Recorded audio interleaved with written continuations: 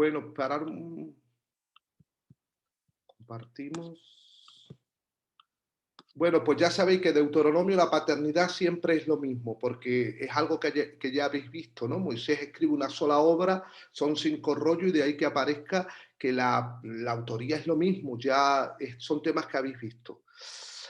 Aquí es importante el tema de la media luna fértil porque veis que aquí comienza toda la historia en Génesis. Aquí es donde está José, vendido por sus hermanos, llega a Egipto, los hijos de Jacob y Jacob llegan aquí. La salida de Egipto, ustedes, si desde donde estaba, desde en los límites de Egipto y el inicio de la tierra prometida de Canaán, pues aproximadamente hay entre 130 y 150 kilómetros. Lo que significa que si ellos hubieran hecho 10 kilómetros diarios, 14, 15 días estarían. De aquí, cuando salen de Egipto, no solamente sale Israel, dice la Biblia que salen otros pueblos con ellos. Y aquí Israel es un pueblo, pero no es una nación. Es un pueblo, pero no es una nación. ¿Por qué? Porque no tienen una identidad como nación, ni tienen una cultura muy ecléctica, tomando de muchos pueblos.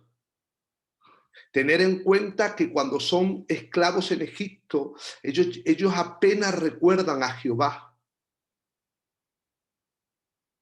Sabían que era el Dios de sus padres. Y Dios se le revela, Jehová se le revela por primera vez a Moisés como el yo soy, que sería el tetragramatón HYHW, que de ahí deriva el nombre de Jehová, Yahvé. Entonces, cuando salen, el Señor los lleva por este camino y están en Sinaí hasta el primer año. Y cuando ya están en el segundo año de peregrinaje, en Sinaí es donde, esto es Sinaí, ellos podrían haber hecho este recorrido y este es el recorrido que hacen. Y en Sinaí es donde ellos se constituyen una nación. Porque aquí es donde pactan con Dios. Y para que ellos puedan vivir bajo ese pacto, Dios les provee el medio para la santidad que se llama el tabernáculo. El culto no es un fin en sí mismo. El culto es el medio para vivir acorde al reino de Dios. Porque realmente de lo que se trata es que Dios quería ser una nación santa, no un culto. Las demandas de Dios eran: me seréis una nación santa, un real sacerdocio. Le dice que serían una nación de sacerdotes. Ya vosotros habéis leído y conocéis la historia, que al fin y al cabo, la dureza del corazón, que es lo que produce la obtusidad de la mente, lo que las hace que las personas sean obtusas es un problema de espíritu. Es un problema de espíritu. Entonces ya aquí en Sinaí es donde se tiene que dar en Sinaí se da todo el pacto. Ahora bien, visteis que el Levítico es donde ya se levanta todo el libro de cómo se vive en santidad. Número, se manifiestan todas las rebeliones, pero cuando llegamos a Deuteronomio hay una nueva generación. En Deuteronomio hay una nueva generación porque recordar que todos los mayores de 20 años han muerto. Es decir, el mayor de ellos, quitando a Josué, Caleb, Moisés ya y los últimos momentos de Moisés, el mayor de ellos tiene 39 años. Estos son detalles muy importantes que tenéis que ver, que los que conquistan la tierra prometida son todos de la edad del Noé, creo, del pastor Noé, ¿no? La media más elevada sería de esa edad. Pero también eran personas que ya no conocían Egipto, casi todos ellos. Tenían un vago recuerdo de infancia de Egipto, eran gente del desierto. Y es más, tampoco eran gente de pacto, porque aunque habían conocido el pacto de la ley, pero para entrar en el pacto de la ley había un pacto previo que era el pacto abrahámico, que era la circuncisión. Por eso cuando están en Moab, antes de entrar a Jericó, que pasan por el río Jordán, tienen, que lo veréis más en la próxima asignatura, tienen que pastar. Este es el recorrido y ahora aquí el libro de Deuteronomio, en el libro de Deuteronomio Moisés está entregando todo el testigo. Estoy haciendo una síntesis de lo que hemos visto históricamente y bíblicamente, ¿no? Ese espíritu de las escrituras. Entonces, esto es lo que os he explicado. El libro tiene 3 discursos esenciales, las 3 últimas prédicas de Moisés. Y aquí es donde está verdaderamente el espíritu de las escrituras. Tener en cuenta que el libro más citado en el Nuevo Testamento es Deuteronomio.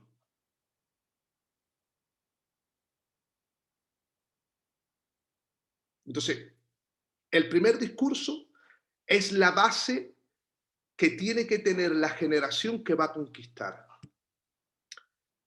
Teniendo en cuenta lo que estamos diciendo, pues en el primer discurso Moisés le muestra al pueblo cómo Dios se ha manifestado desde la salida de Egipto hasta los campos de Moab. Pero también Moisés les recuerda a ellos cómo han sido las rebeliones y el pecado de sus padres. Y cuáles son las consecuencias de vivir en ese pecado. El segundo discurso va desde el capítulo 4, 44 hasta el 26, 19. Y en esto ahora después vamos a hacer inciso. Por eso lo voy a dar ahora de pantallazo y después lo vamos a hacer inciso. Ahora le dice cuál es la visión de Dios para ese pueblo. Primero, el amor. La base del Antiguo Testamento, de toda la ley del Antiguo Testamento, no son las obras, no son las leyes. Es el amor. Amarás a Jehová tu Dios de todo corazón y con toda tu alma y con todas tu fuerza. Y la segunda estructura básica de la visión se llama la gracia.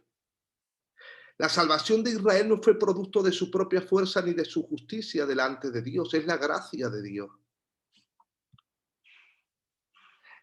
El tercer discurso es cuando, es decir, Moisés le dice, en el primer discurso le pone las bases históricas, cómo Jehová Dios ha manifestado, los ha rescatado, cómo ellos son rebeldes. En el segundo discurso les demuestra que es la gracia de Dios y el amor a Dios la base de la visión, de la proyección de futuro. Y después, como último, ellos le dice que decida, pero esta decisión no es individual, sino es comunitaria, porque es una decisión que ellos tienen que tomar como pueblo. Y el texto clave es, mira, yo he puesto delante de ti hoy la vida y el bien. Es decir, la vida y el bien son sinónimas, la muerte y el mal son sinónimas. Yo te mando hoy que ames a Jehová. ¿Cuál es la clave de vivir acorde a las demandas de la ley? Amar a Jehová, andar en sus caminos y guardar sus mandamientos, sus estatutos y sus decretos, para que vivas y seas multiplicado. Y Jehová Dios te bendiga en la tierra en la cual entras para tomar posesión de ella. ¿Cómo Israel posee su herencia? Peleando con estrategias, con armas, con fuerza, no. He aquí que ames a Jehová, la clave para poseer la herencia prometida es el amor a Dios. ¿Cuáles son los instrumentos con los cuales Israel conquista? Y ya lo veréis en el libro de Josué. El principio de las victorias, ¿cuáles son? El amor a Dios y la integridad, la obediencia. ¿Cómo se destruye Jericó? Dando vueltas. Por el pecado de Acab, en un pueblito, tienen derrota. Dios les manda las avispas para que les piquen. Los confunden en batalla. Muchas veces nosotros creemos que la conquista, y esto me lo digo a mí mismo, que la conquista de las promesas de Dios para nosotros tienen que ver con nuestro esfuerzo, que tienen que ver con nuestras inteligencias, con nuestros talentos, con nuestros dones, con nuestras estrategias, que no, que es amar a Dios y ser fiel a Dios. Y cuando tú amas a Dios y eres fiel a Dios, Jehová pelea por ti.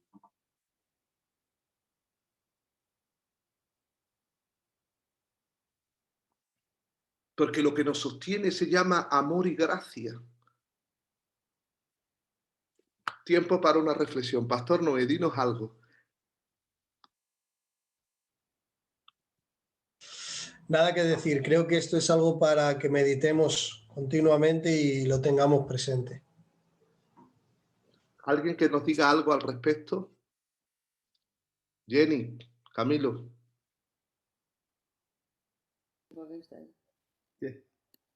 Queremos escucharte, Jenny. Me parece algo muy, muy fuerte, me ha llegado mucho al sentimiento, la verdad. Cuando lo estaba leyendo yo esta tarde, eso me tocaba mucho. Hombre, está claro que Dios quiso mostrar su gracia con el pueblo. Una de las cosas que leí o el anterior fue precisamente eso, ¿no? Que Dios decidió salvar o liberar al pueblo de Israel de la esclavitud en Egipto antes de darle la ley. O sea, le mostró primero la gracia de su salvación y luego les dio la ley. Lo mismo, pues, pasa con nosotros. Nos salva y a partir de ahí, a veces queremos luego ser salvos por obras cuando ya fuimos salvos por lo que Él hizo por nosotros, ¿no? Y cómo Él muestra su gracia también, que cuando los saca de Egipto cometen los pecados de murmuración, de queja, etcétera, y no es sino hasta que, o sea, y lo que hace cuando ellos se quejan, murmuran, etcétera, lo que Él hace es darles providencia de su gracia hasta el momento en que les da la ley. A partir de ahí, los mismos pecados de murmuración, de queja, de crítica, etcétera, los castiga, pero hasta el momento en que tiene que darle la ley, lo que hace es les provee de su gracia por los mismos pecados. Entonces, su intención desde el principio fue esa, la gracia para con el pueblo. Luego ya cuando tuvo que darle la ley, porque ellos creyeron que iban a poder cumplir, le dijeron, lo que sea lo vamos a cumplir. Cuando les da la ley se dan cuenta que no pueden y por sus mismos pecados de antes, ya lo que trae es juicio y empiezan a morir, empiezan a mortandad, etc. Así que la gracia fue la intención original desde el principio. Kelly, pastora, ¿tienes algo que te haya llegado, que nos diga, David? No, la verdad que me está ministrando todo lo que se está hablando. Las últimas 3 clases han sido especiales, he disfrutado muchísimo. Y nada más comiendo y alimentándome. Amén. Vamos a tocar un tema último. ¿Habéis escuchado hablar de lo que es el Shema? Vamos a ver el Shema. El Shema es una de las partes más importantes. Cuando estudiéis, no os quiero liar ahora con la Trinidad ni con la teología, pero para que ya vayáis viendo la importancia que tiene el libro de Deuteronomio. Bueno, doctrinas destacadas tiene que ver con monoteísmo, con el pacto y con la ética, ¿no? Esto es el Shema. El Shema, la palabra Shemat es la palabra oye. Shema, oye es Shemat en hebreo. Por eso se llama Shema, porque en hebreo es oye, Israel, Yahvé, Elohim, Yahvé uno es, ¿no? Eso sería las palabras, de ahí se le llama Shemat. Y el texto dice, y amarás a Jehová tu Dios con todo tu corazón y de toda tu alma y con todas tus fuerzas. Y estas palabras que yo te mando hoy estarán sobre tu corazón y las repetirás a tus hijos. Es decir, el Shema es algo que los judíos, desde que Moisés se los dicta a ellos, se los repiten a sus hijos hasta el día de hoy. Y hablarás de ellas estando en tu casa, andando por el camino y al acostarte. Es decir, cubrirán todo el proceso de tu día, desde por la mañana hasta por la noche y cuando te levantes. Entonces, de ahí el Shema es el título de la oración que los judíos recitan 2 veces al día, cada mañana y cada tarde. Los judíos comienzan el día orando, elevando esta con otras más frases que le han ido agregando a través de la tradición. Pero es el Shema la base de la relación con Dios y de la fe que ellos tienen. Todos los judíos la practican 2 veces al día, su primera oración por la mañana y su última oración de la tarde. Ahora, fijaros bien que os voy a mostrar algo. Fijaros bien que cuando nosotros estamos hablando cuando hablamos de los 10 mandamientos, cuando estamos hablando de los 10 mandamientos, no de la película, estamos sino de los 10 mandamientos. Los 10 mandamientos en la Biblia aparecen en el libro de Éxodo, capítulo 20, y esos 10 mandamientos, pues, ¿sabéis, recordáis alguno de ustedes cuál es el primer mandamiento?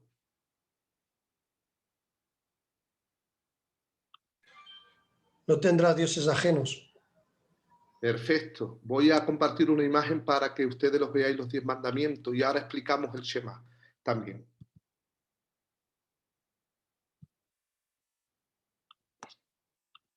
Mirad, estos son los 10 mandamientos. No tendrás dioses ajenos delante de mí.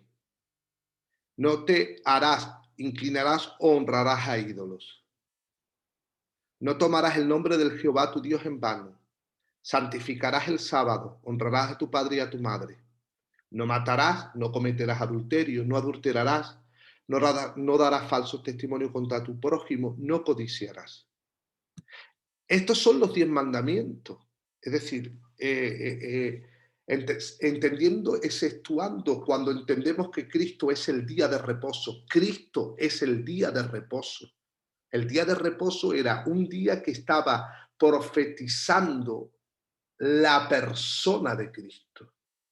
Por eso Jesús dijo, si alguien está cansado, venga a mí y yo le haré entrar en el sabbat de Dios, en el descanso de Dios. Exceptuando que este mandamiento está profetizando de Cristo, el resto es donde están las bases éticas y morales de nuestra manera de vivir. Ahora, os dejo de compartir esto para poneros un texto bíblico, que este texto bíblico es importante que lo veáis. Este texto bíblico donde Marcos 12, 28. Mirad lo que dice la Biblia en Marcos 12, 28. Para que tengáis una idea de cómo realmente se mueve la ley y los mandamientos, porque esto la gente no asociamos la ley, los 10 mandamientos realmente con el espíritu genuinamente de las Escrituras. Y lo que tiene que ver ahora, lo que estamos hablando del Shema.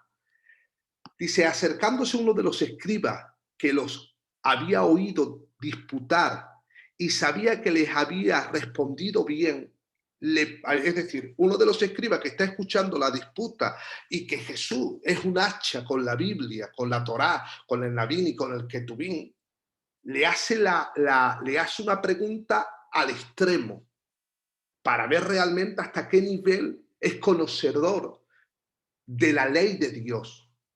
Y le dice, ¿cuál es el primer mandamiento de todos? Tener en cuenta que no es el primero de los que el pastor nos ha mencionado, ¿no? No tendrás dioses ajenos delante de mí. No, sino que el pueblo de Israel, esos 10 mandamientos, los refunde en el Shema. Cuando hablamos del Shema no solamente estamos hablando de una plegaria.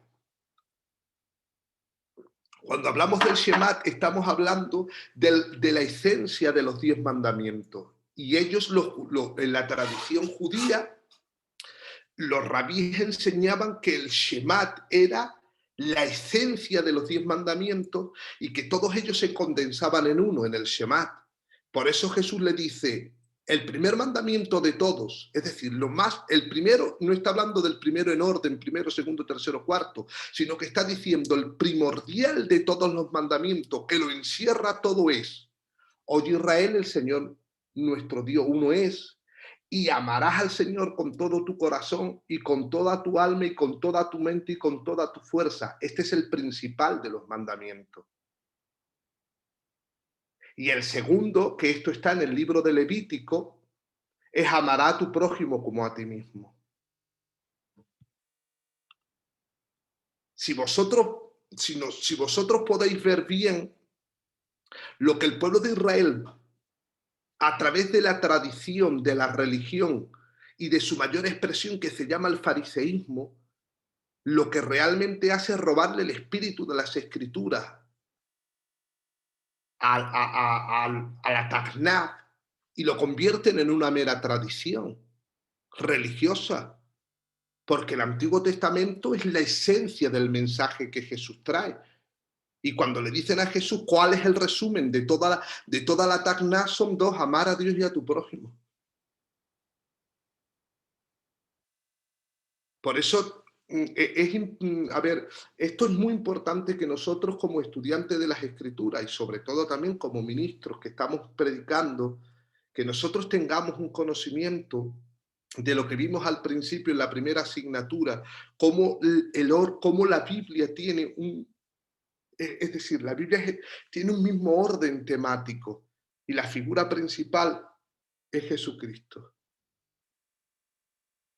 Y termino con una frase de San Agustín: ama a Jehová tu Dios y a lo que te dé la gana. Versión paráfrasis, ¿no? La gente malintencionada dice, yo puedo hacer lo que me dé la gana. Ama a Jehová tu Dios.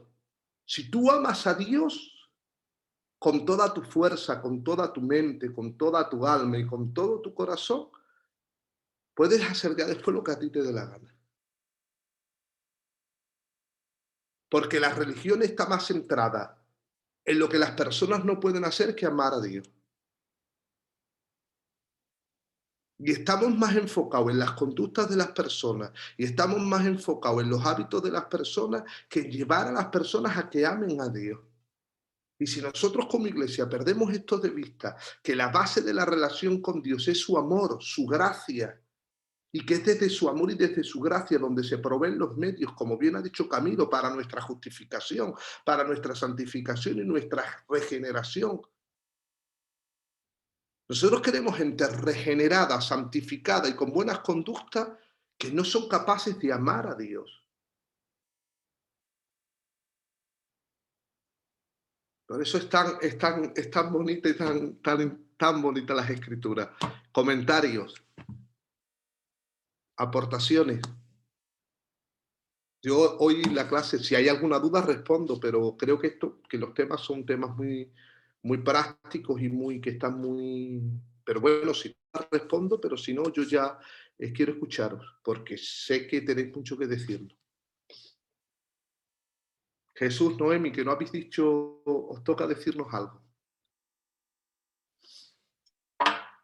Creo que con respecto a lo último que explicabas y citaba después en Marcos, es como el centro de todo el libro, ¿no?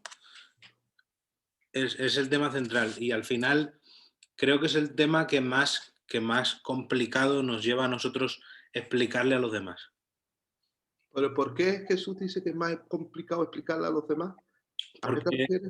Como tú has acabado diciendo la frase que las religiones están más pendientes de lo que hacen que de que amen a Dios, cuando nosotros nos ponemos, y yo me pongo el primero, cuando nos ponemos en un discipulado o en un altar a predicar o a decir algo, estamos más pendientes de enseñarles qué tienen que hacer que en darle algo central y básico como decía la frase de San Agustín, ama a Dios y luego haz lo que te dé la gana, ¿no? Ese tema central, por lo menos para mí, ahora mismo, leyendo y estudiando Deuteronomio, incluso el manual que tenemos del Pastor Manuel, creo que me lleva mucho más a esa idea a la hora de estructurar mis ideas y mis enseñanzas que antes, por lo menos. A mí me ha servido mucho más para centrificar un poco mi idea a la hora de enseñar. Muy importante, la verdad. Pastor David, dinos algo. Ahora. A ver, yo creo que sí que es así, que vamos a ver, una vez que amas a Dios por encima de todo, entra todo junto, entra el no hacer nada que le dañe a Dios, en hacer lo correcto, en cómo hago yo para agradar a Dios, qué haría yo para estar alineado con Él. Esto no lo hago porque no es que sea tan malo, sino le va a molestar, o no sé si me doy a entender. Cuando amas a Dios, entras encima, o sea, entras en todo. Es que estás enamorado de Él, y ¿qué haría yo o qué no hago para no hacerte mal? ¿Y qué haría yo para agradarte? Entra todo. Ya las prohibiciones sobran.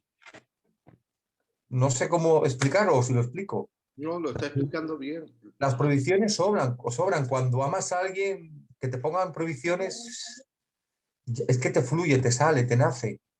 Y a veces lo que hacemos nosotros es eso, prohibir a la gente, es enseñarle la religión. Mira, tienes que hacer, para pertenecer a nuestro grupo o a nuestra religión o secta, entre comillas, tienes que hacer esto. Que creo que es más fácil que conozcan a Dios, y una vez que conocen a Dios, fluye. O sea, no tienes que hacer nada con esa persona, porque ya, una vez que se conoce a Dios, dices ya, pues eso, ¿qué no haría para hacerte daño, Señor? ¿Qué no quiero? Entre comillas, lo de hacerte daño, claro, No, ofenderte. obviamente, atentar contra su santidad o su autoridad, ¿no? Entender Claro. que ofendemos al ser que nos ha amado de manera incondicional, ¿no? Y es ese, Pablo dice, escuchar este texto que dice, el amor de Dios nos constriñe. ¿Sabes lo que significa constriñir? Es un abrazo envolvente que te imposibilita de moverte. Es decir, el amor de Dios te obliga. Dios te obliga a hacer las cosas, sí, ¿cómo? Por amor. Claro. Dice Pablo, estoy abrazado envolventemente, no tengo libertad para hacer, pero es tu amor el que nos constriñe. Y el que no experimenta el amor de Dios, pues, Noemi, dinos algo para que tenga peso tu nota, la parte oral. Lo único que puedo decir es que no sé, lo habéis dicho todo realmente. El pastor David ha hablado muy claro de esto. Cuando amas a alguien, temes hacerle daño. O sea, y esto también tiene que ver con el temor de Dios. Y la verdad es que yo lo que pido es cada día amar más a Dios, porque cuanto más ame a Dios, más voy a buscar las escrituras, más voy a querer leer, más pasión le voy a poner a la hora de estudiar y de hacerlo todo, pues eso, correctamente. Y no sé, es que no tengo nada más que añadir, pastor. Me queda muy claro todo, la verdad. Bueno, pues si alguien, alguna aportación, Noé, Kelian, Jenny, Camilo, alguna aportación más al tema, después de esa aportación, Camilo, terminamos de grabar y ya explicamos algo más práctico. Creo que algo que yo he visto, que a mí personalmente me ha gustado mucho mientras estudiábamos esta materia, es que en Éxodo vemos la organización de una ley. Pero cuando llegamos a Deuteronomio, el exponente, en este caso Moisés, nos presenta el espíritu de la ley, que es el amor. Porque mientras que nos organiza la ley, nos da un decálogo, 10 mandamientos, nos organiza cómo funciona el sistema, luego en Deuteronomio la nueva generación le presenta cuál es el espíritu de la ley, y el espíritu del mandamiento es el amor. Muchas veces el problema es que nos quedamos con el mandamiento, pero no entendemos el espíritu del mandamiento. Y no entender el espíritu del mandamiento es igual a no haber entendido el mandamiento. Porque cuando no entiendes el espíritu o la razón del mandamiento, no estás entendiendo el sentido del mandamiento. Y me encanta que en Deuteronomio, con el que has empezado, pastor, este verso que dice: para que vayas a la tierra prometida, para que seas prosperado, para que seas bendecido, para que tengas victoria. Le está dando el espíritu del mandamiento. El espíritu del mandamiento es el amor, es que te vaya bien, es que seas bendecido. Y luego Jesús vuelve, cuando le vuelven a hacer esa pregunta trampa, y le vuelve a decir, este es el espíritu del mandamiento, y en esto se resume, dice, y en esto se resume la ley y los profetas, en que amar a Dios, amar al prójimo. Es decir, este es el espíritu del mandamiento. Y Juan nos vuelve a repetir, el que no ama no ha conocido al Señor. ¿Por qué? Porque Dios es amor. En otras palabras, este es el espíritu de la ley. Y el espíritu de la ley de Dios no es otra cosa que el amor. Creo que esta clase es una de las clases que más me ha ministrado personalmente el Espíritu Santo, y que personas como el pastor Noé, que tienen esa facilidad para expresar verbalmente, pues de aquí pueden sacar prédicas muy bonitas. Y de aquí animamos a todos los pastores, al pastor David, que quiero que ya tiene predicación con esta clase, tiene la Kelly tiene predicación para rato. Así que nada, quien los vea, que los disfrute. Tendremos que escuchar la prédica del pastor David, que seguro que nos hará mucho bien. Camilo, cerramos la sección y os comento unas cositas más prácticas.